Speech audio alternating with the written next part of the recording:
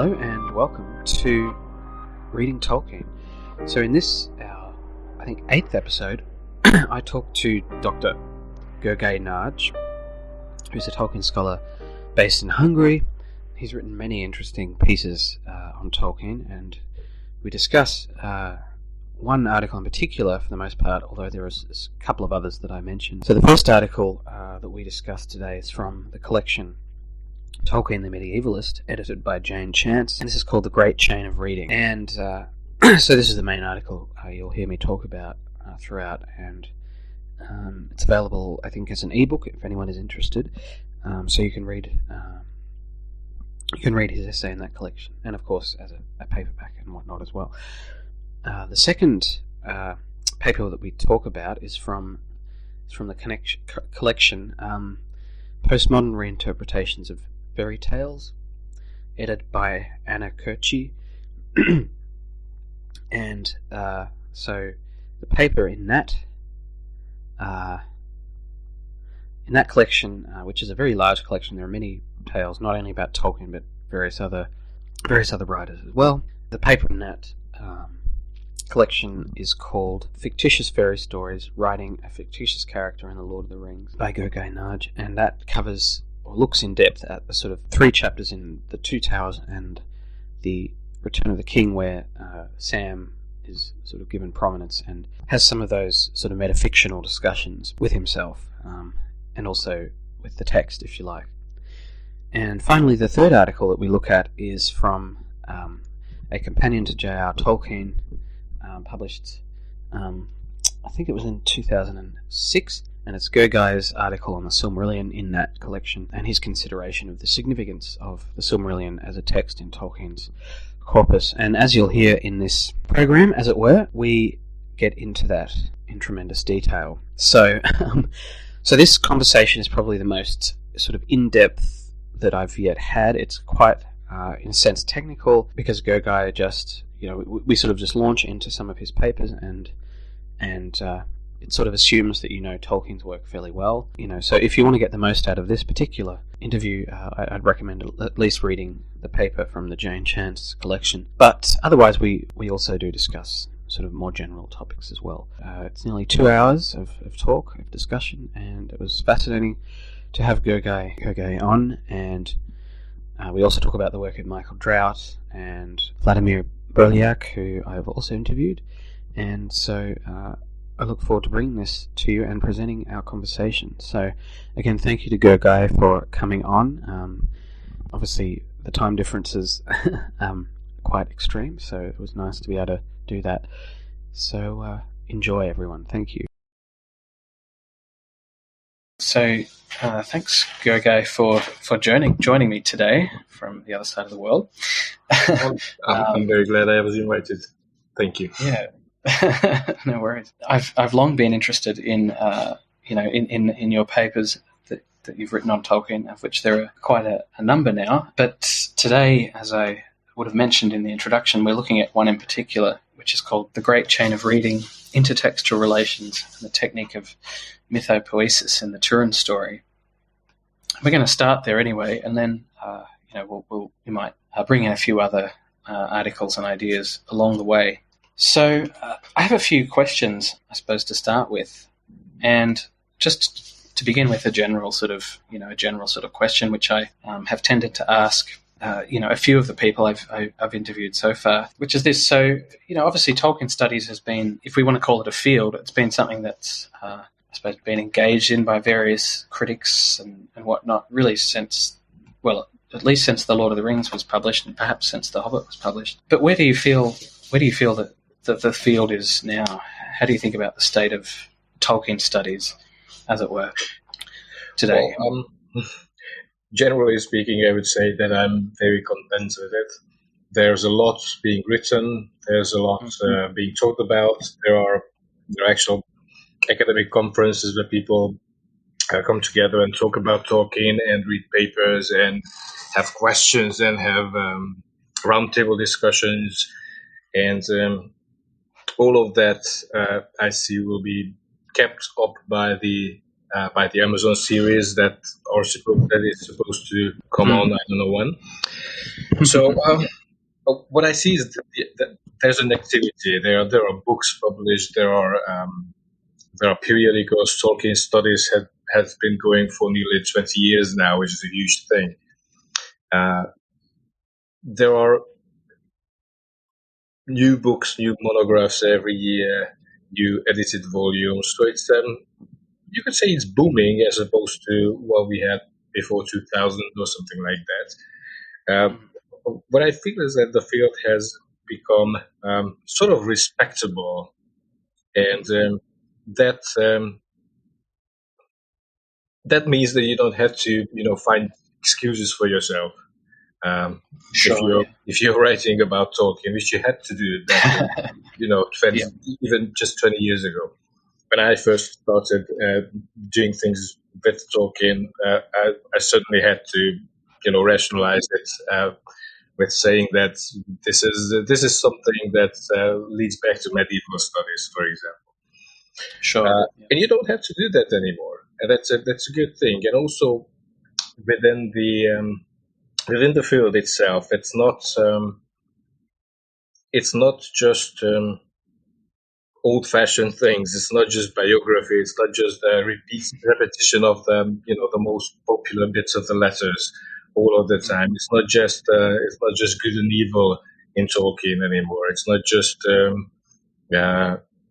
the Elvish language. The languages come first, and then the stories. So it's not the old topics anymore. Just only there are a lot of exciting new things like theoretical approaches, like Tolkien and authority, which is very good. I saw calls for papers recently for, I think it was the British Tolkien Studies seminar next summer, and that was also about Tolkien diversity, which is great. Yeah, I saw that too. Yeah. So there are new directions. There's a lot of noise, as in every field, relating to the films, whatever. But then it's also the cultural context of the whole thing, right? So it's not just Tolkien's works as such. It's also the films. It's also the Lord of the Rings films, the Hobbit films. It will be the Amazon series once that gets started. It's sometimes it's even the fan base, so fan activities, which is also a great thing because when they're studying things like fan fiction, you can pretty much look into the primary cultural effect that the works have, that Tolkien's works have, not the so to speak the official reception by critics, by filmmakers, by published authors who declare him to have been an influence, but actually people on the ground, as you would say, the fans, what they are doing with it. So, and that's exciting. That's something that should be done. But on the other hand, I think we talked about this a few years ago in the Leeds Medieval Conference, where I was in a roundtable discussion about something like this, where various Tolkien studies going. And I mentioned there that I had sometimes the impression that exactly with the people on the ground, the readers, the readership, and to some extent the writers who are carrying on with the genre. Sometimes I have the feeling, the sense that Tolkien is well on his way to classicization, right? So everyone says that, yeah, of course Tolkien was great, and Tolkien had this founding fathership of the whole genre and whatnot. But that's what classics are. You don't read him anymore. So there is a growing sense that Tolkien is important at the beginning of a sort of development that of which we are the pioneers today. But he's sort of old-fashioned. He's sort of it's not for this, not for today's world anymore. And that's a sure sign of the classic, really. Yeah. Do you think that's? I mean, I've discussed this point a couple of times with previous guests, and also Vladimir Belyak, who I did an interview with. I haven't released that yet. But do you think that's particularly pertinent in the case of the fantasy community? Because I still feel that in a more general sense, Tolkien is fairly widely read. I mean, that's my impression at least.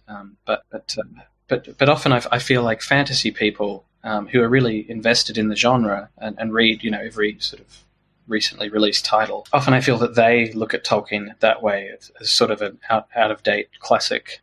That's just my impression. Yeah, no, I often feel that too. Not that I'm very integrated into the fantasy community. I don't think I've read fantasy per se in a long time. But anyway, I'm not coming from that direction to Tolkien anyway, so that's fine. But yeah, but then even this theory classicization process is interesting. I mean, how does Tolkien get to that point really?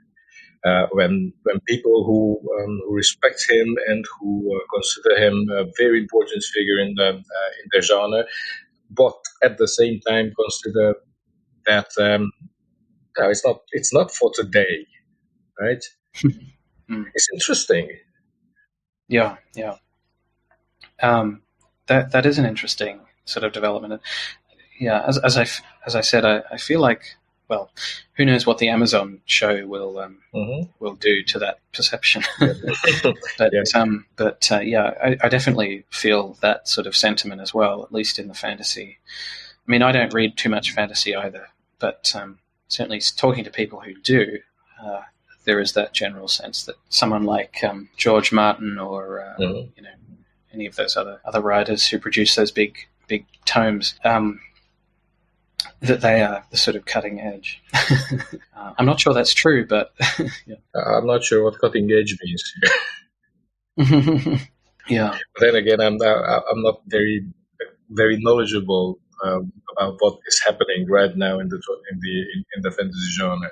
So yeah. No, that's fair. Yeah, that's interesting. So I guess moving on to the paper that you've written, which I mentioned before, and I read this a while ago, and I know Michael Drought has talked about it as sort of one of his favorite papers as well. On rereading it just before this podcast, I was struck by how relevant, at least to me, I feel like it still isn't. That's very good. Thank you. No worries. Even though, as you said, I think it's nearly 20 years old. That's right. But I think it has a lot to offer. So I don't know if you'd feel comfortable with sort of summarizing it a little bit. I mean, I know it's quite a complex argument that you put forward, but I'll try. And I think I'll start with a sort of a little background to that. In fact, I think I did write it exactly 20 years ago. In 2001, it was a paper. Initially, it was a talk, a paper presented at the very first year that Tolkien at Kalamazoo was organizing Tolkien sessions at the International Medieval Congress in Kalamazoo, Michigan, I think. And that was in itself a big thing. There are Tolkien sessions now at the International Medieval Congress. It's something new, and I was a PhD student in Hungary, not connected to the field at all. Really, I was on the Mythopodic Society mailing list, so I knew people, but nobody knew me. And further, even in the early 2000s in Hungary, it was difficult to study Tolkien, not only because of academic rejection or academic whatever, frowning upon, but because there was simply no materials to do so. I mean, you had the primary text, but you didn't have, unless you bought them, you didn't have the history of Middle Earth series. I mean, if you look at the paper, which I did too again last night, and I noticed that, and I guess a lot of other readers might have noticed it too, that there are no references to the later versions of the Turin story in the later History of Middle Earth volumes, right? Which was because I simply didn't have them. There was no library in Hungary that held them. I'm not sure there is today. Right. So there, I had to work with what I had, and I had these terrible Ballantine paperback editions of the first, I think, 5 volumes of the History of Middle Earth, which was good because at least I had the text, but I had practically no secondary literature. Right, I had Shippey. By some miracle, that was right there in the department library in Szeged. Again, I don't know how it got there, but anyway. And I had a few articles that, again, what you can see in the notes of the paper is that I was very, as PhD students are, I was very desperate to document everything, right? To show that there's stuff that I know. There's stuff that I have read, and there are some references to papers that that were available to me, like Polish scholars, Andrzej Wicke and Zgorzelski, I think, was the other one. So I think, thinking back, I think the textual approach to Tolkien grew out partly of the necessity, right? I didn't have anything else. I had not much else. I had the primary text. I had to do something with them, and afterwards, when I actually went to Kalamazoo and read the paper and met people and talked with them about the arguments and everything, and they were asking the same things. Why didn't you read this? I said, yeah, I couldn't have read that. There's just no way of, and it was wonderful that after I remember the summer after I got back from that first Kalamazoo conference, there were packages of hard copy arriving. Everybody was sending me off-print books that they didn't need, or books that they had in duplicates, things like that. I was very, very grateful to receive all that material, and that's how a lot of the material that ended up in the notes in the actual published paper came together. Still, right, I still had the PhD students' urge to just include everything.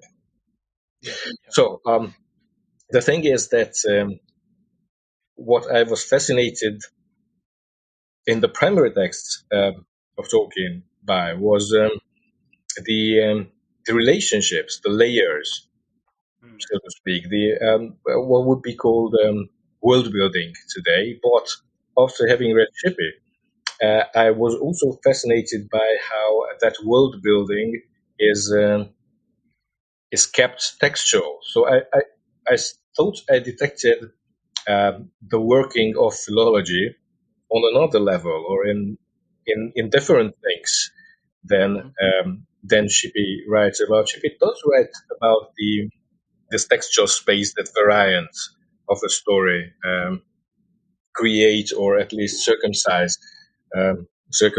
I'm sorry. Yeah, that's right. In the fictional world, and nevertheless, I felt that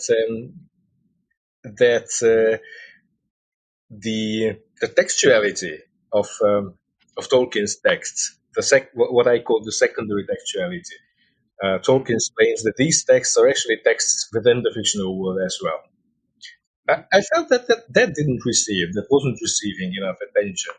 And I was also working on Mallory, because I wrote my MA thesis on Mallory a year or two before that. And there too, and of course I took courses on Beowulf and read a lot of Beowulf criticism, because I felt that was also connected to Tolkien, which it is, of course. And I was fascinated by how the versions that we have in the history of Middle Earth are not only there as a sort of working background, like older and superseded versions, but can be integrated as part of the interpretation, and that's one of my conclusions, really. I think in the paper that a new, as I felt at that point, 20 years ago, a new approach to Tolkien is one that does not only concentrate on The Lord of the Rings or The Hobbit or even the Silmarillion, but needs to view the entire corpus as the Tolkien corpus. Of course, we can talk about the finished text, we can talk about The Lord of the Rings and The Hobbit, even the Silmarillion, which is my personal favorite of basically all time. But we need to take into account that there is a corpus, and I think the great chain of reading, the article, became the germ of what I later did in my dissertation, which is to examine the Silmarillion, the 1977 Silmarillion, as sort of the top of the iceberg of the version. But anyway, back to try to summarize the paper. That's right. Yep. Is what the paper argues is that Tolkien uses philology within the textual world as well. So when we talk about depth, the famous quality of depth that his work is supposed to have, this suggestion of the past and lots of different things that are not talked about at that time, but nevertheless are there. What I proposed, I think, is that there is also a philological depth in Tolkien, which is strictly speaking texts, right? Textual texts that he claims to be there in the fiction, and the textual relations that work in that. So when Elrond, or when the narrator in The Lord of the Rings refers to Turin, without any explanation of who he is, what he did, all that we get is a sense that he was a great hero. And that's that's fine. That could be a suggestion of depth. I mean, I don't know. George Martin does that all of the time. Refer to something that is there, and it's either turns out not to be there, or I don't know. I haven't read that much, obviously. Well, anyway, in Tolkien, most of these things are actually there somewhere. I mean, there's famously very few examples of these offhand remarks, of these allusions that are contentless, that are not there. Turin is not one of these. So if you go back to the Silmarillion, then you get the story. So then and immediately you get it's not just an explanation of who Turin is, but immediately you get the sense that those two mentions of him by Elrond and by the narrator are appropriate or inappropriate. In some sense, for example, Elrond mentioning Turin as one of the elf friends, that's very ironic. But anyway, and then so you get basically what you get is you get meanings for an previously unmeaningful unit in the Lord of the Rings. If you read Turin's story in the Silmarillion, but it doesn't stop there. Right? So, because the Silmarillion version claims to be something, and it's and you can start trolling through the versions, looking for its original, right? So and then you come upon different kinds of texts like the alliterative Húrin that Tolkien wrote in the 1920s and started to rewrite and never got anywhere with either the first or the second version. But it's great. What we have of it is great, and furthermore, what we have of it can be actually seen to survive as far as the actual Silmarillion and the Unfinished Tales version.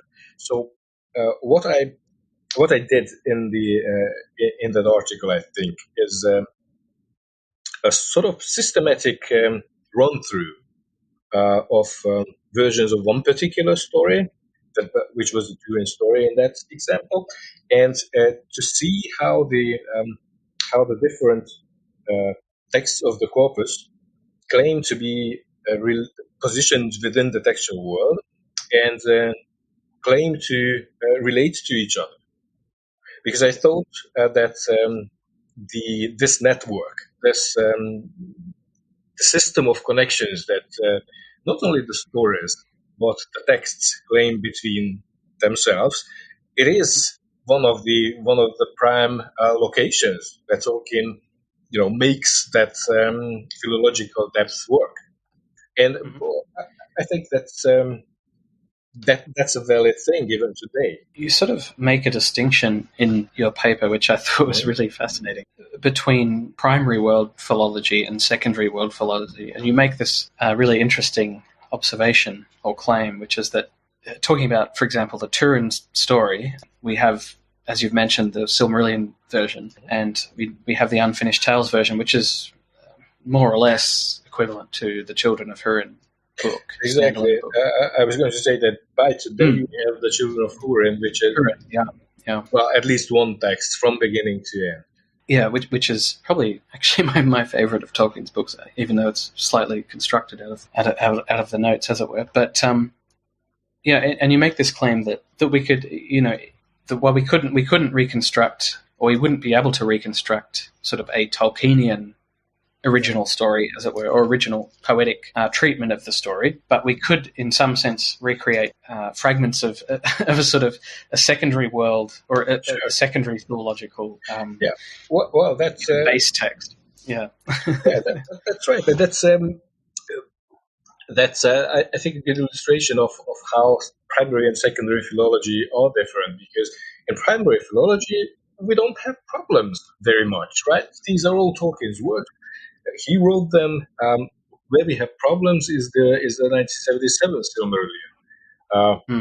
How far, the usual questions about that. But in primary philology, we don't have much of a problematic conundrum or something. We have Christopher Tolkien documented rather well he did the datings, he did the collations, he read the manuscripts and so on. That's pretty clear. But, and this was my point about the philological depth, is that there is such a thing as secondary philology. There are texts in the fictional work that are related to each other in this way and that. They have authors, they have editors, translators, which is all of what that suggests. That's part of the fiction too. That's part of Middle Earth, and that's world building, right? It's not just the story. It's also how stories get handed on, how stories get handled. And that's also part of Tolkien's fiction, and that's something I have never seen in any other fantasy author.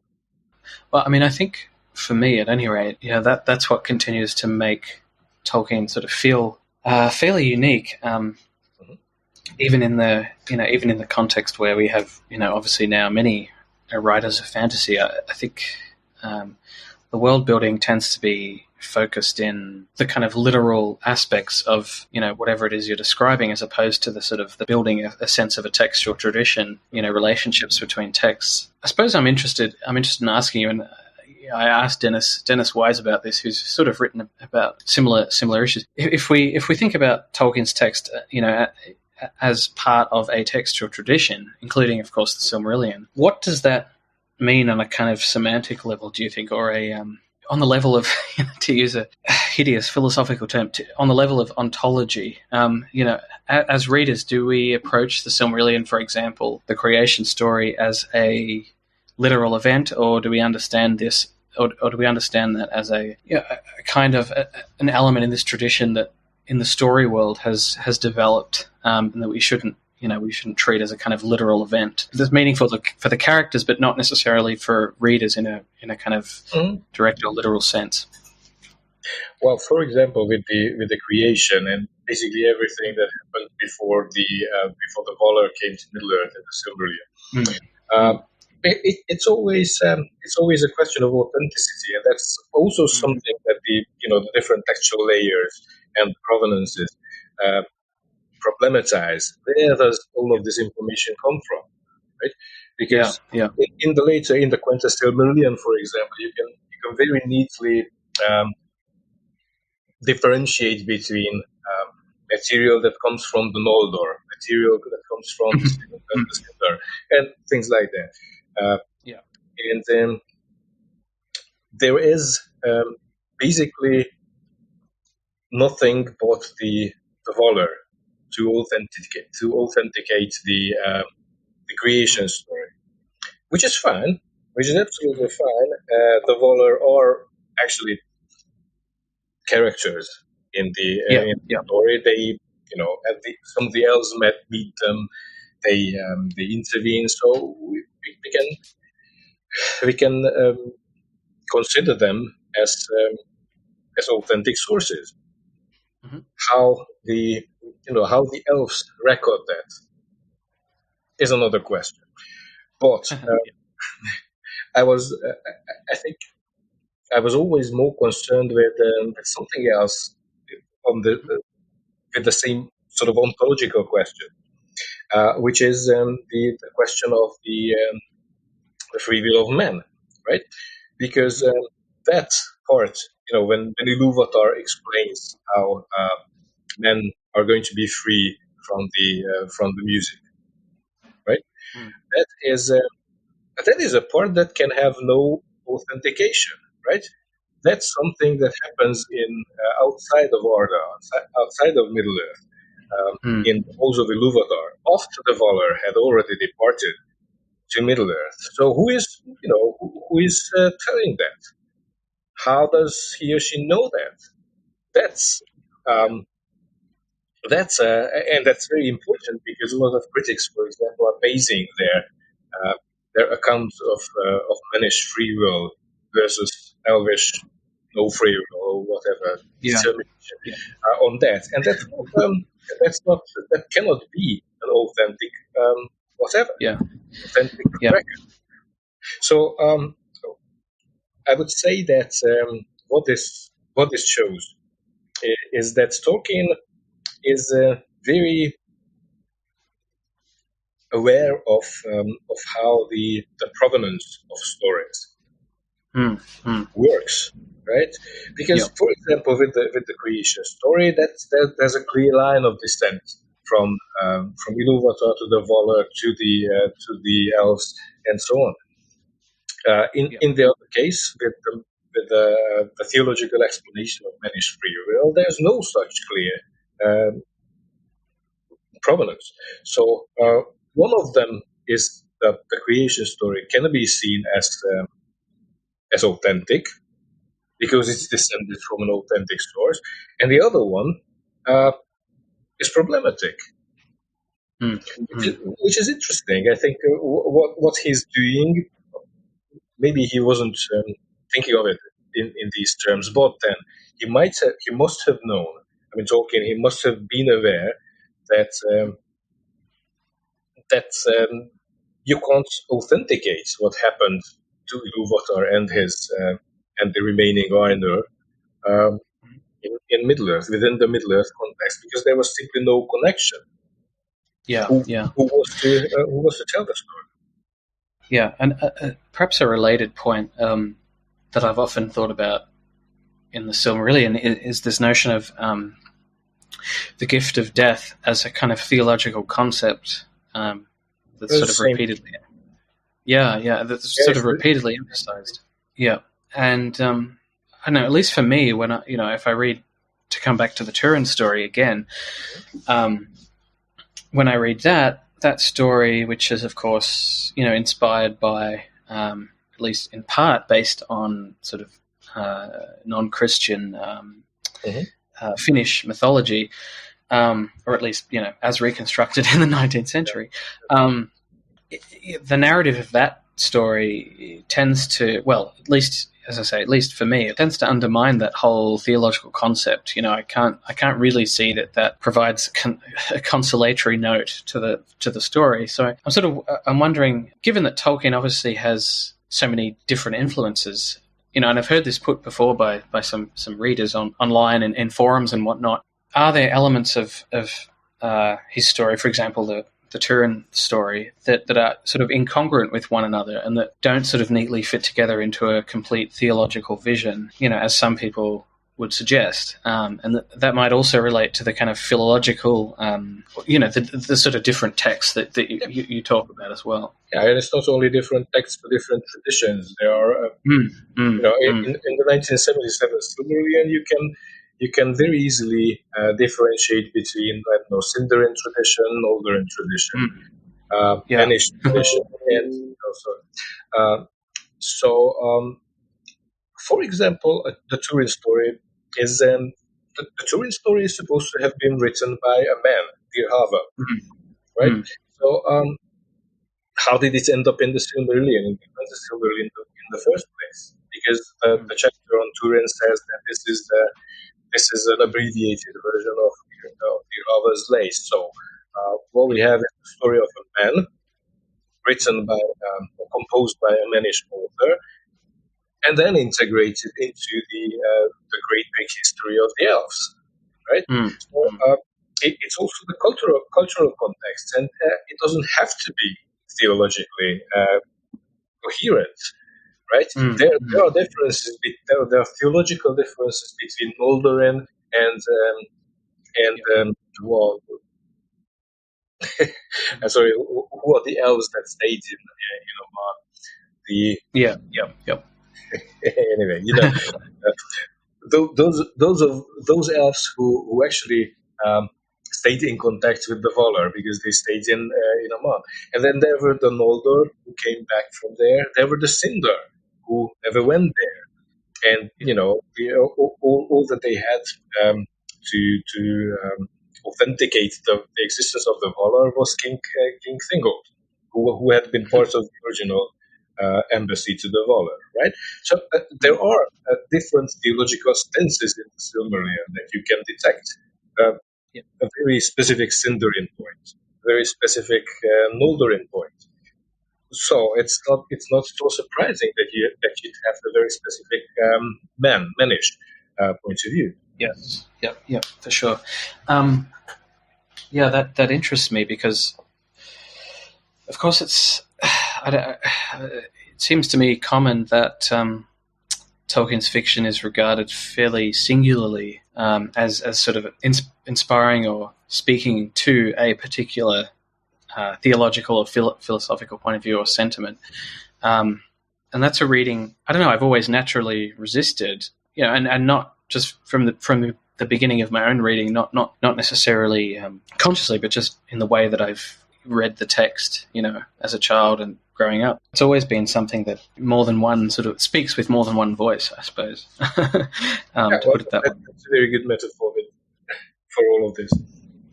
Yeah, exactly. Yeah, and I think obviously, I think your papers go a long way towards explicating exactly why that is.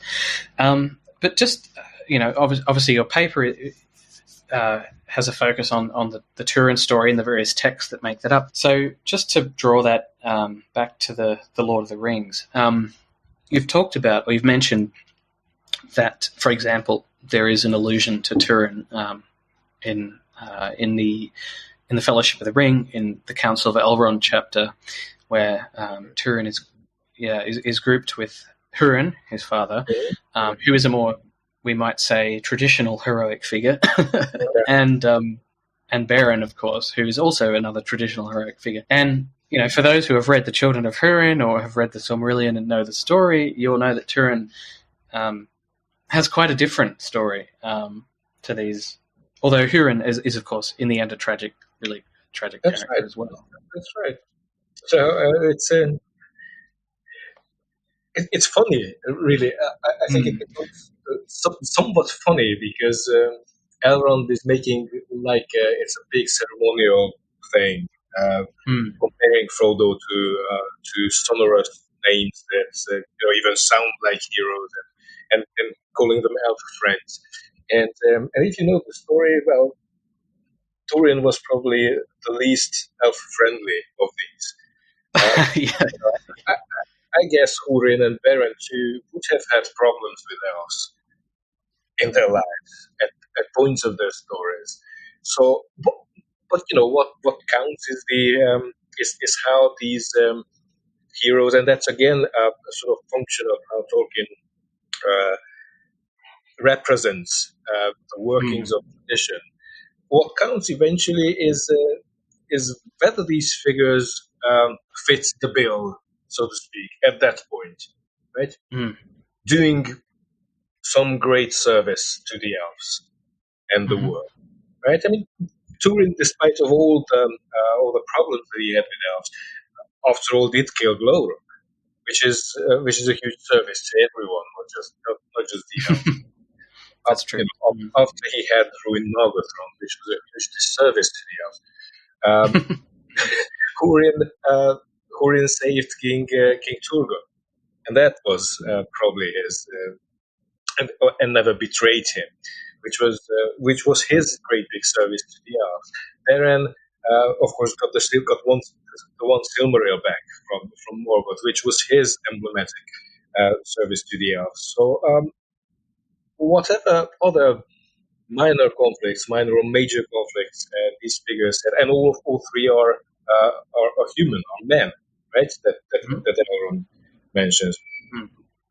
But of course, there's no point being an elf friend if you're an elf. If you're not an elf, if you're an elf, anyway. So, what works and how tradition works to subtly reference Mike Drout's book. How tradition works is to find the connecting points at any particular point, and to bring in whatever fits the bill, so to speak, whatever has the function there. And if you want to reference the Turin story in some more detail, then you can do that later on, like the narrator does in the Semin Mordor chapters. Yes, yep. And this is where we might mention your recent or more recent paper, in which you talk about the Sam chapters and Sam's. Well, you don't only talk about Turin, but you also talk about Maedhros and Luthien as well in there. That's right. So there's the Beren and Luthien story in there too. Yeah, and of course the Beren and I've always thought that the Beren, obviously the Beren and Luthien text is sort of developed. We hear on Weathertop, Aragorn sort of gives the sort of poetic, or a fragment of the sort of poetic story, and then at later points in the narrative, as you note, the story is invoked in various other ways, and there are fairly obvious parallels between the Lord of the Rings and the Beren and Luthien story, and it's sort of heroic romance and whatever.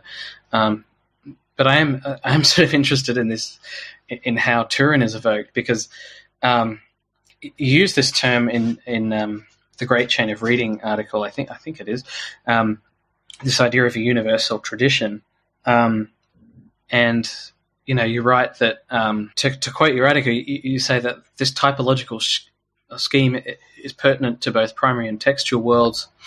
So there's our world, and then obviously the secondary world, as Tolkien might say. As far as we handle the Lord of the Rings as a later account of the happenings at the end of the Third Age, the narrator / persona then presents events with an eye on this universal tradition. So, again, to come back to that sort of that evocation by Elrond of sort of Turin in that company as well. I suppose I would ask this: so, does this sort of universal tradition, especially as it is focused in the text of the Lord of the Rings, does it produce a sort of biased picture of the elder days? That is the first stage. For example, the text is heavily imbued with nostalgic feeling. Again, this is sort of an argument from Michael Drought, which I sort of agree with. Are we getting a rose-tinted picture of the elder days? Do you think, and is this deliberate on Tolkien's part? You've mentioned that it's kind of ironic that Elrond mentions Turin in this part, for the obvious reasons that he's not real, he was sort of against the elves, as it were, at least for part of his career. But then how do we understand the complex relationship between the Silmarillion view of the elder days, which, at least to my mind, is kind of a tragic vision, and then the Lord of the Rings as a kind of lost golden age, and we see this again in the Lothlorien chapters where the elder days are presented as this idol almost. I think that even Elrond would say that the first stage was no golden age.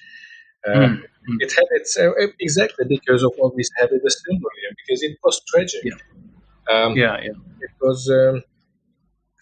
If there ever was a golden age, the golden age was the very early first age, which nobody seems to feel nostalgic for, right?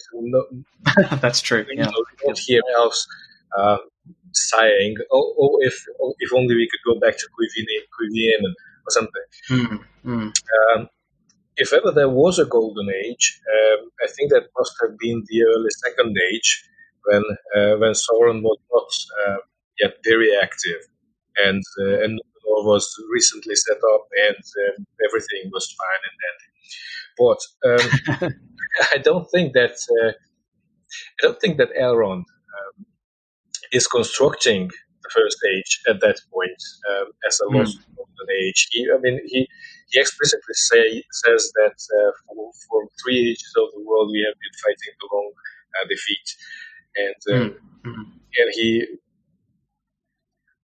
the narrative that Gandalf told Frodo, and the narrative that comes out of the Council of Elrond, they all, to me at least, they all construct the first age, the earlier ages of the world, as something different, but not necessarily something better. Right? Maybe you can say it was bigger, but not necessarily better. Bigger in the sense that you didn't, Sauron then was the least of your worries, because Sauron had the boss at that time. Just imagine that. So when Tolkien's various narrators and various speakers and various author figures talk about the first age, I think it's not so much with the nostalgia that they do. It's with what we call a historical awareness, right? An awareness of historical distance, and sometimes you can even detect that they are aware that the distance is actually distorting the image. Very aware of that, of course. Yeah, for sure. I guess that's where I was getting at. I suppose, and perhaps the Lord of the Rings does not do this, but I suppose when I read the book, I tend to feel like there's perhaps a little bit of distortion going on with regards to the elder days, and perhaps it's not really Elrond who is guilty of this, because as you mentioned, he does admit the sort of the defeats and the fruitless victories, as you say. But there is a sense that in the chapter, the Council of Elrond, for example, there's no sense that the Noldor are at fault. For example, for the war that obviously engulfs Middle Earth, or at least part of it, in the First Age. There's a sense that really the only antagonists are sort of Sauron and the elves who are morally upright. But this at least to me, seems to, as you say, kind of distort the picture of what actually happened, at least according to the Silmarillion. So, I don't know if Tolkien was thinking sort of on that level, or if he was just sort of in the midst of writing the story. But it seems to me, at least, that there is that you could make the argument, at least, that the Lord of the Rings gives a particular vision of the past, which we might compare to other sort of works of mythopoesis, and that is perhaps not even authentic, or not completely authentic in the secondary world or in the story world. It's just a thought. One thing is that I don't think we can give just one picture of the past, right? Because there's Elrond, that we have spoken about, but like there's Denethor, and in Gondor, and Denethor is the real nostalgic version of the character. I mean, he looks back at. He explicitly says that if he can't have things as they had been in the age of his fathers, then he would have nothing. Right? If only more. Anyway, so the point is, I think that Tolkien, one of Tolkien's main themes is the past, right? The relation, how the past is there, how we use the past, how different cultures, different people, different communities use the past, how different personages use the past, how different personages from the past, like Durin, are used in telling our own stories. So I think that there is basically sort of continuum, sort of spectrum of looking at the past in Tolkien. Not only in the whole corpus, where you have the textual connections, but also in the Lord of the Rings, where you have when there's nostalgia or this looking back to the past in certain ways, that's only just part of the story. It doesn't necessarily imply textual connections. So, but it's nevertheless it's one of Tolkien's main themes, the past, and how we preserve it, how we look at it, how we handle it, how we make meaning out of it. Yeah, for sure. I suppose just to move briefly away from the Lord of the Rings specifically, and back to the Silmarillion. In another article that you've written, I think it's for the companion to J.R. Tolkien. I think it's a Blackwell text. Yeah. On the Silmarillion. Your chapter was on the Silmarillion. And I know I haven't linked this in the notes, but that's right. It's just a quick question about it. You sort of make the argument that the Silmarillion, that is the published text that we have, is if not the best, then it's more or less accords with Tolkien's intentions. And this is sort of interesting to me because, as you've noted there, plenty of scholars have sort of argued that were Tolkien, or had Tolkien lived sort of beyond 1973, that he might have finished it in another way, which is undoubtedly true. But at least at the time that he wrote The Lord of the Rings, I think the sense of the article is that this is the kind of Silmarillion that he might have produced, had he finished it. So how does that sit with the sense that the Silmarillion or the legendarium is a collection of these disparate texts. Because I know other scholars have suggested that, for example, Vladimir Belyak has suggested that this tendency in Tolkien scholarship or Tolkien studies to think about Tolkien's legendarium as a kind of archive or whatnot of a sort of, in some sense, equally authentic stories is misplaced, and that we should consider a lot of those texts, drafts and whatnot, as we might say for another author like James Joyce. So is there a kind of tension there between thinking about the Silmarillion as a kind of, that is the published text, as a kind of, as a kind of authentic text, but then also thinking about the rest of the history of Middle-earth text, for example, as also sort of equally somehow authentic? There seems to me that there's a tension there in Tolkien studies that, people disagree about. Yeah, that partly, I think, comes from the question of what authentic means in this sense. Because when we think about James Joyce and when we think about 20th century authors, what an authentic text is a text written by this particular author, finished and published to his or her heart's content. And in for example, medieval manuscript textuality, there's no fixity like that. There's no no finalizing like that. Right? If you look at any two manuscripts of the same work, as we would say, you won't find that they are identical. They're always different.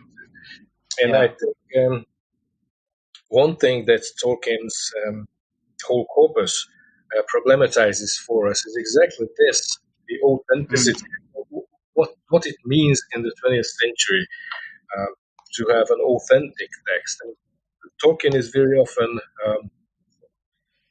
labeled as a sort of misplaced medieval writer in the 20th century, which is also misleading. I mean, he wasn't medieval writer, as a lot of people have shown very conclusively. Lord of the Rings, is a very, very 20th century book. In both of its subject matter and its main concerns and its structure and language and style and all of that. So Tolkien is not just someone who wishes it was possible still to write as a medieval author. What he is a philologist writing things, writing novels. He's writing The Lord of the Rings or The Hobbit, writing his pet universe when he is writing the Silmarillion text, where he knows that he can develop those things that his heart is most set on, right? The version, the transmissions, the languages, and their interactions. So when we look at the 1977 Silmarillion and argue that it's not an authentic Tolkien text, we are both right and wrong, I think. Because, definitely, it's not a text that Tolkien himself had finished and published to his heart's content. So there's no question about that.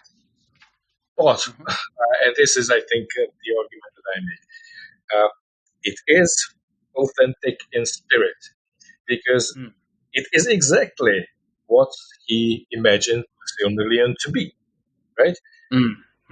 Christopher Tolkien, in the foreword, writes about how his father came to see the Silmarillion, not the book, but the work. The Silmarillion as a compilation put together from sources of great diversity and so on. And this is exactly what happens. This is exactly what the 1977 Silmarillion is. Put together by Christopher Tolkien, that's one thing. But from Tolkien's own manuscripts, Tolkien's own versions, and frankly, in a number of places, think about those late doubts that Tolkien had about the shape of the world, for example, the round world thing, and he started doubt that the astronomically knowledgeable elves could ever have thought that the world was flat. But had he acted on that thought and transformed the whole of the first age into a round world thing, what would that have been like, right? Yeah. The making round of the world by Iluvatar, that's a wonderful image. That's a wonderful mythological theme, and that if that was lost, that would have impacted the whole of what had come before that in a very detrimental way, I think. So had Tolkien had time to finish it to his heart's content, he might have ruined it. Yeah, that's a great point. Yeah. Yeah. So I think that this is in fact the best thing that we have. Yeah. Yep. It fits into the conceptual slot that Tolkien undoubtedly had for the Silmarillion, not only before but very much towards the end of his life. And it has the added advantage, which I don't know whether I put into that article, but it has the added advantage that in this way Christopher Tolkien writes himself into Bilbo's functional place within the fictional world, which is, I think, very, very nice point. Yeah. It's a lovely synthesis, isn't it, of the primary and secondary philology, as you might put it. Yeah. That's really interesting. And you say in the first article again that we discussed that we cannot accept the Silmarillion, that is the published book, as a context. So again, you're sort of emphasizing the Silmarillion as an outcome of a historical tradition in the story world, and as you say, that's kind of mirrored in the real world as well, in Christopher's work. That's right. That's what came out of my consideration, that we can't only focus on the finished text. It's not just the Lord of the Rings, not just the Hobbit, and not even just the Silmarillion, because the Silmarillion itself has contextualized. And the conclusion was that it's contextualized in both primary and secondary worlds. That's a rather beautiful sort of note. So I've mentioned, we've sort of been going back and forth between the Lord of the Rings and the Silmarillion. Obviously, there's something in the metafictional conceit, although I don't really like that word, that is presented in the Lord of the Rings that is the notion of the Red Book of Westmarch, as conscientious readers will know about, that encompasses both the Lord of the Rings but also the Silmarillion as well, as you say, in the kind of in the translations of Bilbo from the Elvish, as it were. And you touch on this again in your recent article, looking at the Sam chapters in the Lord of the Rings, in the Two Towers and the Return of the King. What's your take on the whole Red Book idea? Because Verlin Flieger and other scholars have had very different sort of takes on the whole metafictional conceit as presented in the prologue to the Lord of the Rings and in the appendices. And I've mentioned a couple of times that I've read. I've interviewed Vladimir Berliak, who published an article 10 years ago now in Tolkien Studies, which was sort of argued that the Red Book idea needs to be taken very seriously, and it's a kind of central, or at least it's central to any kind of thorough reading of the book of the Lord of the Rings, but also the Silmarillion as well. It was lovely to interview him about that and get his ideas. But how do you think about that? Well, both in general, the whole Red Book of Westmarch idea as presented by Tolkien, but then also Vladimir Berliak's kind of argument as to the centrality of that as well. Well, I think I tend to keep to the idea that the Red Book as the source, as the fictionalized source, is completely tenable. I mean, neither Berliak's or Berlin Flieger's counter arguments, such as they are. How does Frodo write about things, write about events where he wasn't there? Come on. Um, but these are not problems, right? These are not really problems. What is important, and this is something that all of these handlings of the Red Book, or problematizations of the Red Book, bring out, is the looking at the gap, right? It's not you have to mind the gap within between the fictional world, the fictionalized source, and what we have, because you could even suppose there's a third different level, and that's where you are that's where you are the audience looking at the translation of the Red Book, right? And the thing bridging this gap between secondary and primary, between the textual world, between Middle Earth and our own world, where we are the readers. The thing bridging that gap is the conceit, as you said, of the translator, right? And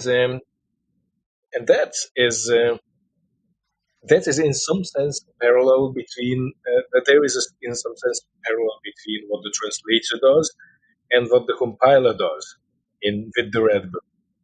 And all of the concerns I think that are raised about the Red Book are really concerns of the gap, right? Yeah. Because within textual world, I don't see any problem with the Red Book as the ultimate source, right? Bilbo could have gathered all of that information. Frodo could have gathered all of that information. Yeah. Dialogues, come on. Thucydides wrote dialogues. Xenophon wrote dialogues. No problem at all, right?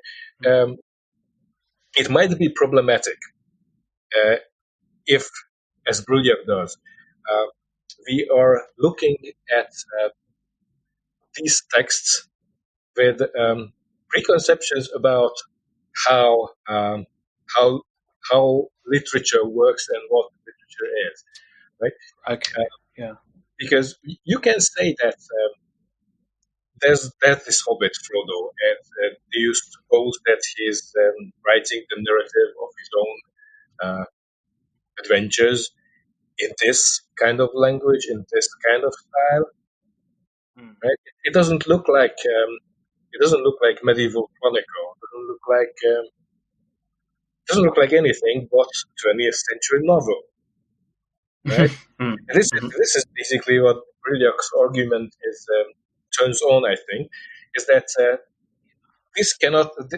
Frodo would not write a 20th century novel. Of course, Frodo would not write a 20th century novel. We have no idea what Frodo would. Okay. Yeah. And on top of all of that, what do we expect from Frodo to write? Right? What do we expect a Hobbit's writing to be like? Because that's, I think, the point of what Tolkien does here, in attributing the Hobbit to Bilbo and attributing the Lord of the Rings to Frodo.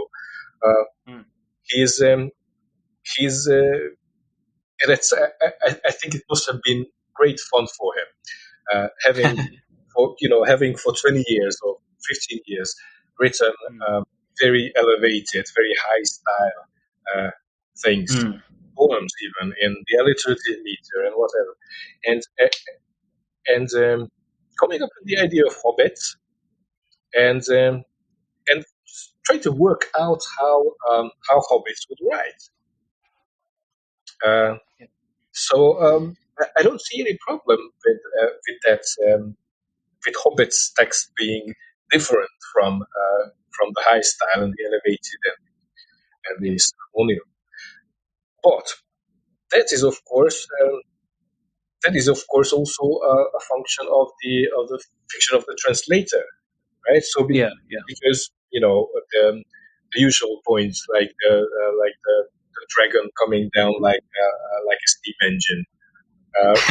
Yep. In the Lord of the Rings, that's something we usually attribute to the translator, don't we? So there's also that, and all of that just like metafictional devices usually do, they cluster around the gap, right? They cluster around that inevitable change from the fiction to the non-fiction, right? The world of fiction to the world of the audience, because it's obviously and emphatically not the same, and that is, I think, what the fantastic is about.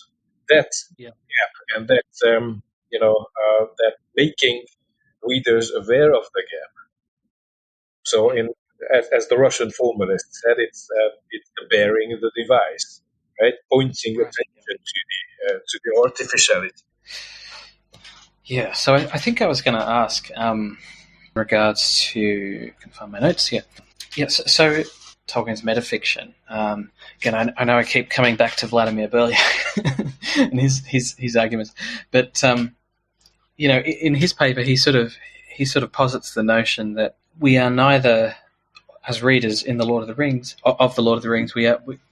we're neither completely, as it were, compelled to secondary belief about the world, but nor are we completely sort of alienated from the world. Instead, it's sort of somewhere in the middle, which sort of he suggests creates the dominant emotional resonance, I suppose, of the work. Do you see some merit in that idea, or do you think that the metafictional apparatus is kind of devoted entirely in some way towards, as Tolkien himself might have put it, compelling secondary belief, complete immersion in the world? I think that that idea of Berliak's is completely tenable, because my own work is about looking at versions and looking at this textual tangle, the textual corpus of Tolkien, both in secondary and primary senses, and trying to look at what functions Tolkien creates as attached to these versions. So there's a lot of different authorial stances, right, and authorial actions that Tolkien suggests in creating this textual covenant. But whenever an authorial stance is produced, an authorial action is produced in the fiction, there's always a corresponding audience produced for that, right?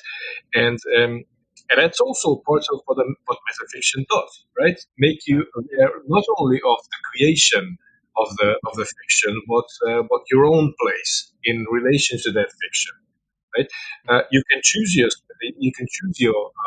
position, and that's one of the effects of the very elaborate network of texts and authorial actions and textual transformations that the fiction includes. So you can choose to look at the Lord of the Rings as some sort of fourth age philologist, right, within the textual work.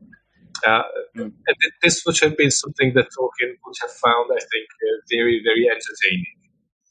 And but at the same time, as you can see from his letters, he was very aware that, and of course, that's a fiction, right? So, as an audience, as a reader in the real world,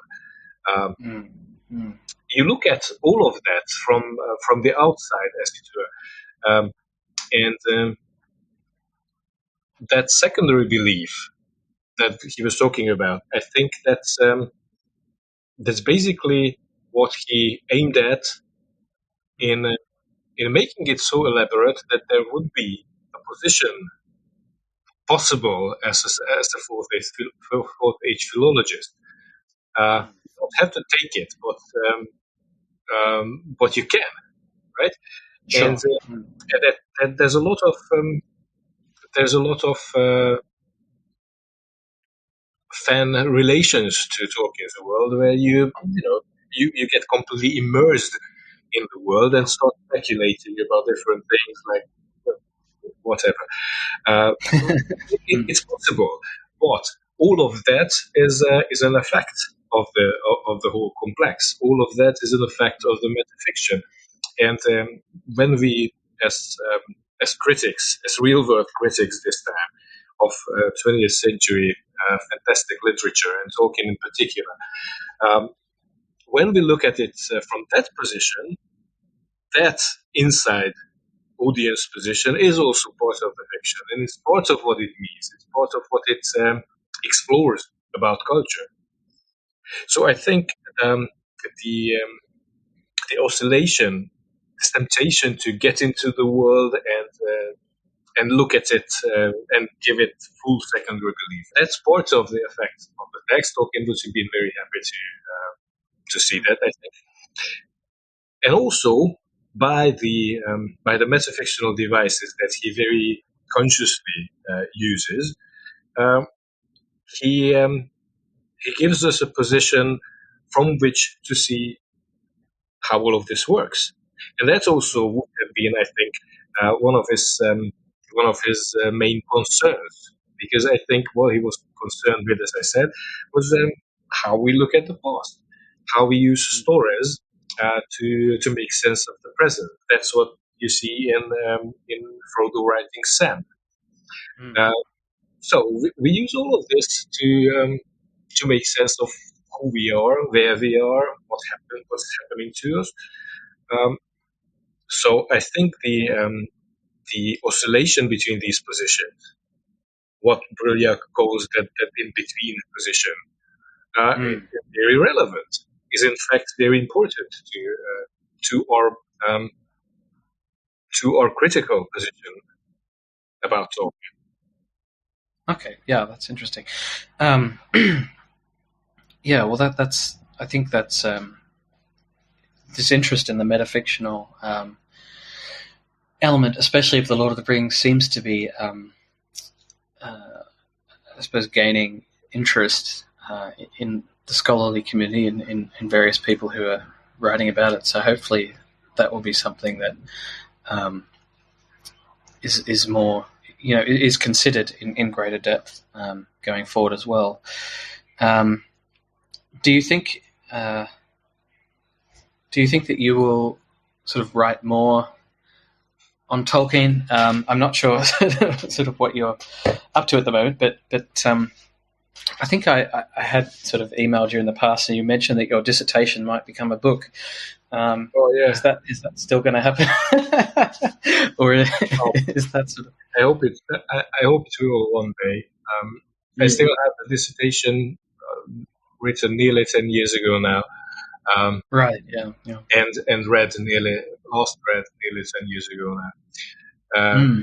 So, well, that's entirely a practical thing.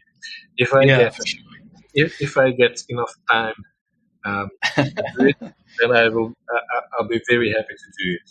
But for sure. Presently, I'm not getting enough time for it. No, that's fair enough. Yeah, that's I think so. Yeah, well, I still hope I can make that. I want a big contribution to Tolkien studies. No, fair enough. That's we've all I've just finished my PhD as well. Mm-hmm. So what's that on? What was that on? Nothing to do with Tolkien, but archaeology, Roman archaeology in Egypt. But the thought of turning that into a book is also quite daunting. So I don't know if that will happen anytime soon. So I completely understand the huge the huge task that would be, but nonetheless, I'm sure it would be interesting. So I suppose just to finish off here, I think we've covered quite a bit of ground between sort of the Lord of the Rings and the Silmarillion and metafictional readings and Tolkien studies more generally. You mentioned at the start that perhaps Tolkien studies is moving away from a defensive posture. And I was going to say, actually, that I was recently reading Tom Shippey's Road to Middle-earth, which is, of course, a great book.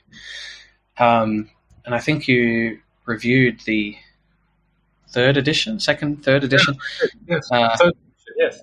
Third edition, yeah, that's right, for Tolkien Studies, the journal, which was, again, a very nice review. But I was reading the book again, and I was struck by just how frequently he talks about, this critic said that, or this critic said this about Tolkien, and this is wrong, and this is, this is ridiculous, and this is not what Tolkien meant.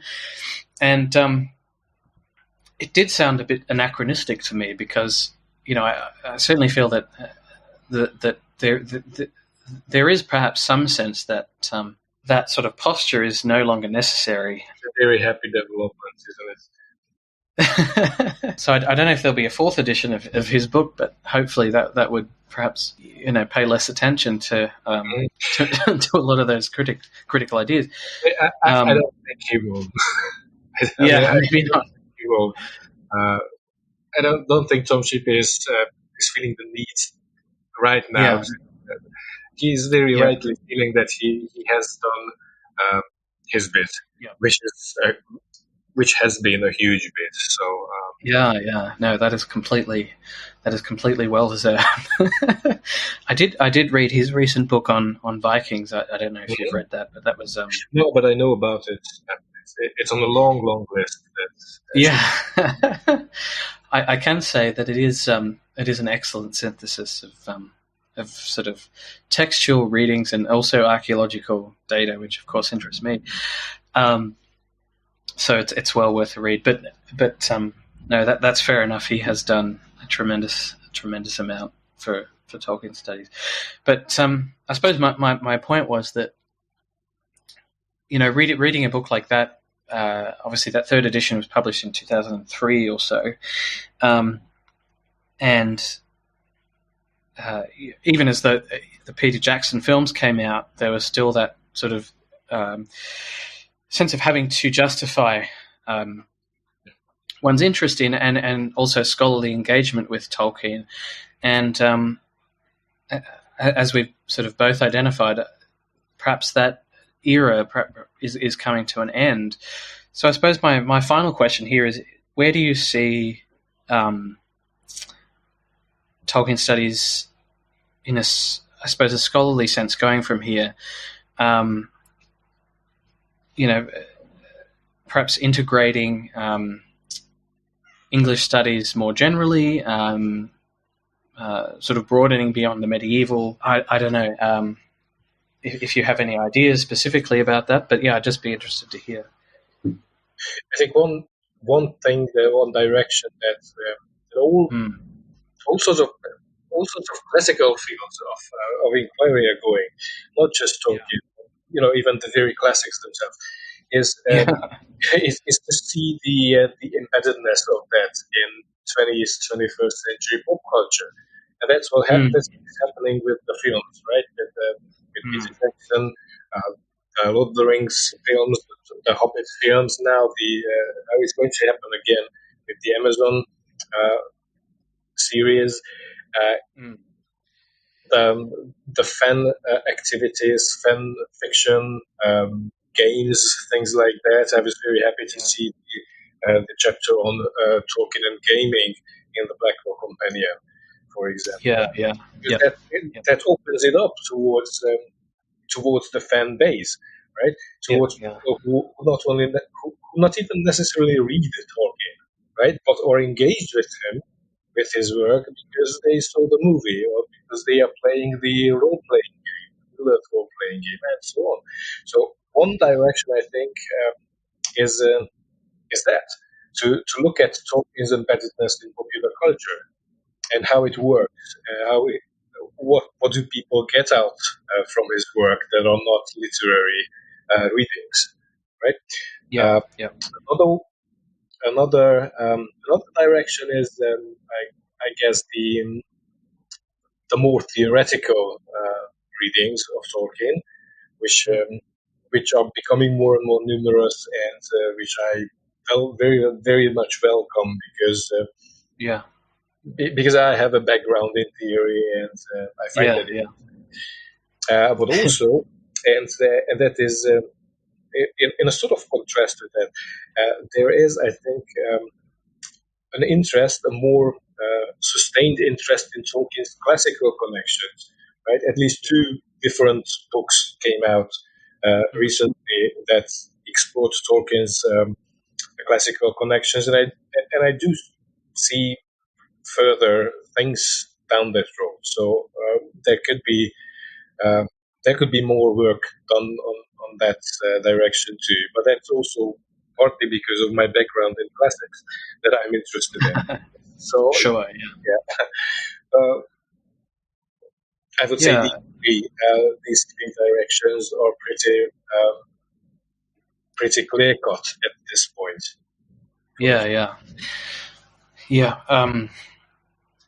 I definitely see that as well, especially the classical or the classic connections, which of course interest me because I teach some of that material. So it'd be nice to be able to to be able to link that occasionally with my interest in Tolkien. I suppose I know that I said that was a final question, but that does raise just another one, which is I'm not sure if you're much of a Twitter aficionado at all, but no, or any of those social media kind of sites. But talking about sort of theoretical readings of Tolkien, there's been a profusion, I guess, of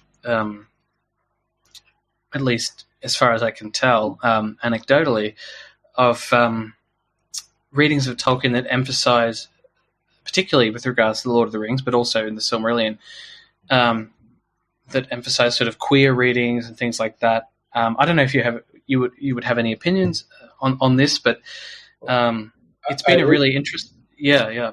I reviewed Tolkien and Authority, the manuscript that was honoring Jane Chance's work, and and I found that hugely entertaining. Entertaining in a very good sense. I mean, I'm not at all belittling it. It was most of it was fascinating and very interesting work, and I got a lot of pointers from there that I'd like to follow up and see whether I can integrate them. So yes, I consider that as part of the theoretical direction, right? Bringing concepts like race and gender and all of that discourse to Tolkien, and that's something that's needed because Tolkien in certain circles has this reputation of being hopelessly conservative, right? Yeah. And even racist, and that's especially in today's cultural climate. That is, it's important to address those questions, to address those feelings, right? I'm not saying we need to apologize for Tolkien being what he was and being in partly the product of his own historical context, right? But I am pretty certain that Tolkien was not racist. I'm pretty certain that he was not exclusive in the sense that he was not excluding minorities or basically other discourses from even his writing, and that's that book, Tolkien and Authority, and a lot of other work that is done in the same way, helps, I think, to see how it's relevant today, right? It's something to counter the classization, something to show how well you need to read Tolkien if you're interested in all of this. You can't just say, well, it's a classic, or we don't need to read it anymore. Well, you can, and and I just want to say that just as Jane Austen is a classic, but she continues to be read, so Tolkien also deserves to be read today. And perhaps also considered a classic, in the same way. Perhaps Mary Shelley is a better comparative sort of example. I don't know how widely she's read, but I read Frankenstein in university. Perhaps that doesn't count, but yeah, no, I agree, and in terms of what people get out of it, I mean, my impression is that people are creative in their readings, and I did see something from Dimitra Fimi the other day, which remarked that in regards to the Tolkien Society conference that you mentioned on Tolkien and diversity, there have been some negative responses, and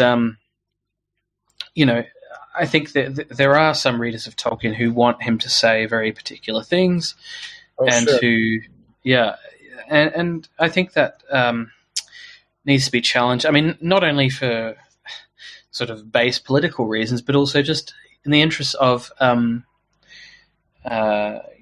the interest of expanding our conception and understanding of the literature itself, and perhaps not. I don't know. Perhaps we ought not to, for example, read the letters of Tolkien as published anyway, and place so much authority in the words that in their words. Perhaps we ought to, as some scholars, quite frankly, do, and perhaps we ought to, we ought to allow that readers will have various responses which are not always congruous with what even Tolkien himself might have thought. Well, that's the common 20th century or later 20th century attitude to the author himself or herself, as not privileged in many senses. It's very, very good that we have the letters, but they are not sacred writings. Tolkien interpreting his own work is still an interpreter of his work. And the advantage that he has is that he has insight into the creative process that we don't have. In fact, that's one of the most important and interesting things that the letters inform us about, the creative. But it's not the ultimate reading. And to once again cite the wisdom of Michael Drought, the letters are sometimes post hoc rationalizations that need not always be considered, as you say, kind of, holy writ. Well, but it's exactly what they are, interpretations. Right? Yeah. And I think that's good to keep in mind. Well, look, you've been incredibly generous with your time, so it's been enjoyable. it's been a fascinating discussion. It's just I feel like in some ways we're on the brink of this abyss, unknown abyss. We're going to have this Amazon show, which is, of course, looking at the Second Age, which is I still struggle to comprehend or to sort of consider how they will actually generate a show out of that, and how people will sort of respond to that will be fascinating, and how people are going to read Tolkien in light of this show, in the next 10, 20 years is going to be very interesting. That remains to be seen. So, we'll see how all that transpires over the next 5 years as that show is released. But no doubt, whatever happens, it will, bring people back to discussions about Tolkien and his place in literature, which will be, again, fascinating. So I guess just to finish off, is there anything finally that you would like to say about your own work, or about Tolkien in general, I suppose, or about Yeah, no, that's Tolkien going forward? I pretty much said everything that I considered important. How it's important to look at the whole corpus of Tolkien's work, and not just the text, and not even just the Silmarillion. How I think the metafictional devices that make it into a network of related texts and authorial positions and authorial actions and audience positions. How I consider that a very important thing. How I consider the popular cultural embeddedness something that we definitely need to look at and evaluate. Those are my concerns. Yeah. Well, I think that's come across really nicely, and again, for those listening who are interested, there are many interesting papers that Gergely has written, and I will provide links to those in the show notes. So, especially those which, of course, we've discussed. So. Look, again, thanks for coming on, and I thought it was fascinating. And there's so much more to discuss, of course, but we could go for hours, but yeah, that's right.